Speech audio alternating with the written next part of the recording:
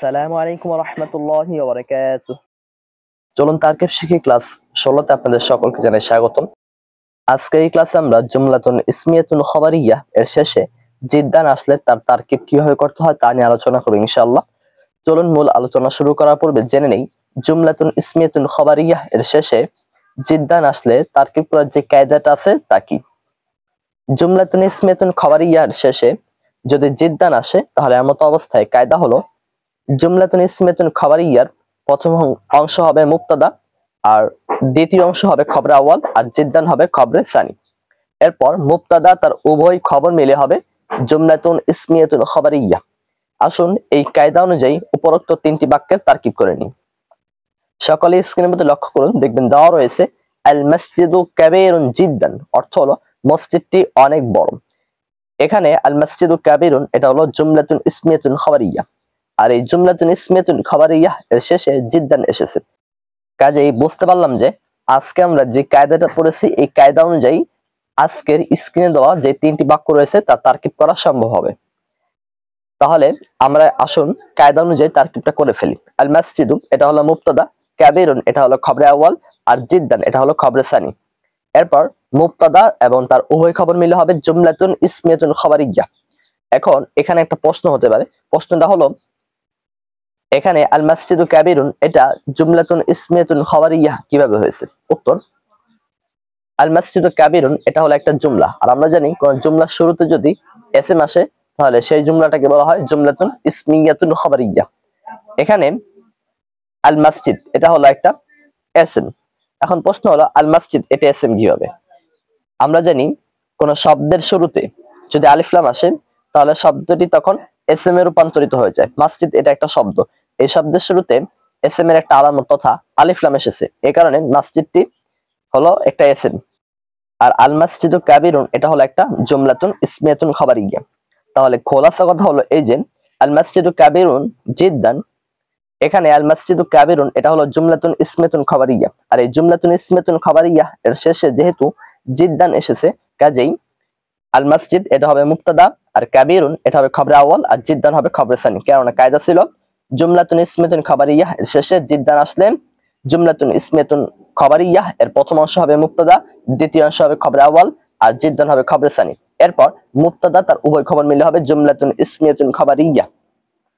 এখন এটা ছিল আমাদের কায়দা এবং কায়দা অনুযায়ী একটা তারকিব। এরপর আমি আপনাদেরকে একটু বুঝিয়েছিলাম যে আল মসজিদু কাবীরুন এটা জুমলাতুন ইসমিয়াতুন খবরিয়া কিভাবে হয়েছে। সেখানে আমি উত্তর দিয়েছিলাম যে আল মসজিদু কাবীরুন এটা হলো একটা জুমলা, জুমলার প্রথম অংশ যেহেতু এসএম কাজে এই জুমলাটাকে জুমলাতুন ইসমিয়াতুন খবরিয়া বলা হবে। এরপর আমি আপনাদেরকে বুঝিয়েছিলাম যে আল মসজিদ এটা কিভাবে এসএম হলো, তখন উত্তর দিয়েছিলাম যে মসজিদ এটা একটা শব্দ আর এই শব্দের শুরুতে আলিফ লাম যা এসএম এর আলামত সমূহের মধ্যে থেকে একটি এসেছে, এই কারণে মসজিদ শব্দটা আপনার এসএম এ রূপান্তরিত হয়েছে। এই ছিল আল মসজিদু কাবীরুন জিদ্দানের মধ্যে খোলাসা কথা। এরপর আপনারা সামনে অগ্রসর হন, দেখবেন লেখা রয়েছে আল কিতাবু মুফিদুন জিদ্দান, অর্থ হলো কিতাবটি অনেক উপকারী। এখানে আল কিতাবু মুফিদুন এটা হলো জুমলাতুন ইসমিয়াতুন খবরিয়া, এই জুমলাতুন ইসমিয়াতুন খবরিয়া এর শেষে জিদ্দান এসেছে। আর আমরা জানি আমাদের কায়দা ছিল যে জুমলাতুন ইসমিয়াতুন খবরিয়া এর শেষে যদি জিদ্দান আসে তাহলে এমত অবস্থায় জুমলাতুন ইসমিয়াতুন খবরিয়া এর প্রথম অংশ হবে মুবতাদা আর দ্বিতীয় অংশ হবে খবরে আউয়াল এবং জিদ্দান হবে খবরে সানি। এরপর মুবতাদা এবং তার উভয় খবর মিলে হবে জুমলাতুন ইসমিয়াতুন খবরিয়া। এই কায়দা অনুযায়ী আল কিতাবু এটা হলো মুবতাদা, মুফিদুন এটা হলো খবরে আউয়াল আর জিদ্দান এটা হলো খবরে সানি। এরপর মুবতাদা এবং তার উভয় খবর মিলে হবে জুমলাতুন ইসমিয়াতুন খবরিয়া। এখানে একটা বিষয় মনে রাখবেন, কোন বাক্যের শেষে জিদ্দান আসার মানে কি। কোন বাক্যের শেষে জিদ্দান আসার মানে হলো সেটা চূড়ান্ত পর্যায়ে পৌঁছে গিয়েছে। বিষয়টা উদাহরণের মাধ্যমে আসুন বোঝার চেষ্টা করি। এখানে বলা হয়েছে আল কিতাবু মুফিদুন জিদ্দান, অর্থ হলো কিতাবটি অনেক উপকারী। কিতাবটি অনেক উপকারী মানে কি, এরকম অনেক সময় প্রশ্ন করা হয়। এর উত্তর হলো আল কিতাবু মুফিদুন মানে কিতাবটি উপকারী, এটা উপকারের চূড়ান্ত পর্যায়ে পৌঁছে গেছে, এটা বোঝায়। কোন বাক্যের শেষে জিদ্দান আসার দ্বারা একথা বোঝায় যে ওই বাক্যটা একেবারে চূড়ান্ত পর্যায়ে পৌঁছে গেছে। যেমন আল কিতাবু মুফিদুন অর্থ হলো কিতাবটি উপকারী, এই আল কিতাবু মুফিদুনের শেষে জিদ্দান আসার দ্বারা এই কথার দিকে ইঙ্গিত করা হয় যে কিতাবটি উপকারের চূড়ান্ত পর্যায়ে পৌঁছে গেছে। আবার আমরা পূর্বে যে বাক্যটা পড়েছিলাম আল মসজিদু কাবীরুন জিদ্দান, সেখানে অর্থ ছিল এরকম যে মসজিদটি অনেক বড়। মসজিদটি অনেক বড় দ্বারা উদ্দেশ্য কি, মসজিদটি অনেক বড় দ্বারা উদ্দেশ্য হলো মসজিদটি বড় চূড়ান্ত পর্যায়ে বা একেবারে শীর্ষে পৌঁছে গেছে এরকম বোঝায়। আশা করি আপনারা বিষয়টা বুঝতে পেরেছেন। এরপর দেখুন লেখা রয়েছে আল আসাদু কাওয়িয়ুন জিদ্দান, অর্থ হলো সিংহটি অনেক শক্তিশালী। সিংহটি অনেক শক্তিশালী মানে কি? সিংহটি শক্তির একেবারে চূড়ান্ত পর্যায়ে পৌঁছে গেছে, এই কথার দিকে ইঙ্গিত করা হয় জিদ্দান দ্বারা।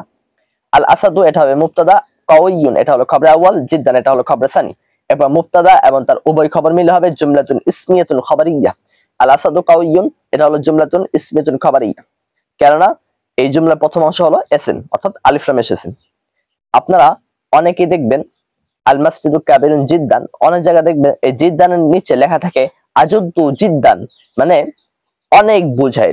এটা আপনার লেখার দরকার নেই, এটা মানে আপনার বোঝানোর সুবিধার্থে লেখায় যে বালিগাতুল গায়াহ, এটা বোঝায় মানে চূড়ান্ত পর্যায়ে পৌঁছে গেছে এই কথায় বোঝায়, যেটা আমি আপনাদেরকে মুখে বলে দিয়েছি। কাজেই জিদ্দানের শেষে আজুদ্দু জিদ্দান এরকম কোনো কিছু লেখার দরকার নেই। আর না লিখলে যে আপনার নাম্বার কাটা হবে বা লিখলে যে আপনার নাম্বার কেটে দিবে, বিষয়টা কিন্তু এরকম নয়। তবে আমার মনে হয় যে এত কিছু লেখার দরকার নেই, না লিখলে চলবে। এগুলো শুধুমাত্র বোঝার জিনিস, বুঝতেই হবে। আশা করি আপনারা এই তিনটি বাক্যের তারকিব বুঝতে পেরেছেন। এখন আমি আপনাদের সুবিধার্থে এই তারকিব গুলো পরীক্ষায় যদি আসে তাহলে কিভাবে লিখতে হবে তা স্ক্রিনে দেখাচ্ছি, আপনারা সকলেই স্ক্রিনের মধ্যে লক্ষ্য করুন এবং তারকিবটা মনোযোগ সহকারে বোঝার চেষ্টা করুন।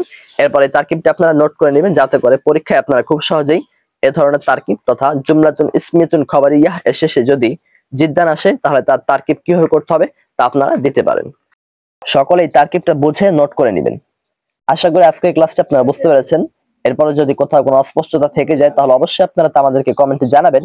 আমরা ইনশাআল্লাহ আপনাদের প্রশ্ন উত্তর দেওয়ার যথাসাধ্য চেষ্টা করব।